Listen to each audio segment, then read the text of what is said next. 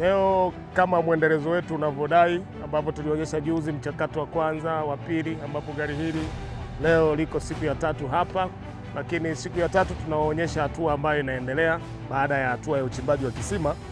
Ni hatua ya uwekaji wa PVC kama mnavyoziona hizo za blue ambazo zinakwenda kwa standard ya kidunia, ama kwa ushauri wa kitaalamu. Unapochimba kisima hichi cha kutoboa, kuna namna mbili za kufanya. Namna ya kwanza, unaweza ukaiacha ikawa open hole, kwa maana usiweke PVC, lakini kitaalamu haikupi mwanga mpana wa kuwa na uhakika pale ambapo ardhi itaweza kutetemeka huko chini, kwa sababu ili uyapate maji, sisi tumepata maji mita 40 tu, tumeanza kuyapata maji, lakini tumekwenda zaidi ya mita 70 chini zaidi ili kupata ule mwamba ambao unakupa uhakika sasa wa maji ya kuzalisha lita zaidi ya 20 kwa saa.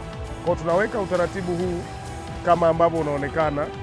Sisi tunaweka PVC ni mita 70 kutoka chini ya miamba mpaka kufika juu. Tunaweka zile PVC ambazo zinakuwa na uwezo wa kuchuja, lakini zinapofika mita 70 kuja mita 120 mpaka 30 juu, unaweka PVC ambazo ni all wise together, ambazo zimeungana pamoja, hazina sehemu ya kuchekecha, kwa sababu lengo ni kuprotect ule mwamba ambao huko chini, na tunakuwa na uhakika wa maji mengi ya kutosha. Kwa mchakato wa kilimo ni furaha, maisha ya shambani ni maisha bora sana. Sisi tumeenjoy na tunaendelea kuenjoy na wataalamu wetu wa kisima hapa kama unavyoona wanavyoendelea.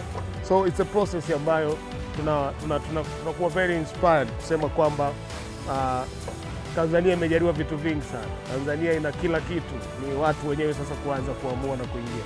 Kwa hiyo teknolojia hii ya kisima duniani kote wanashauri unapochimba kisima hichi cha kutoboa lazima uapply hizi PVC kwa ajili ya kukiprotect endapo itatokea tetemeko ama jambo lolote, lakini unakuwa na uhakika na maji safi.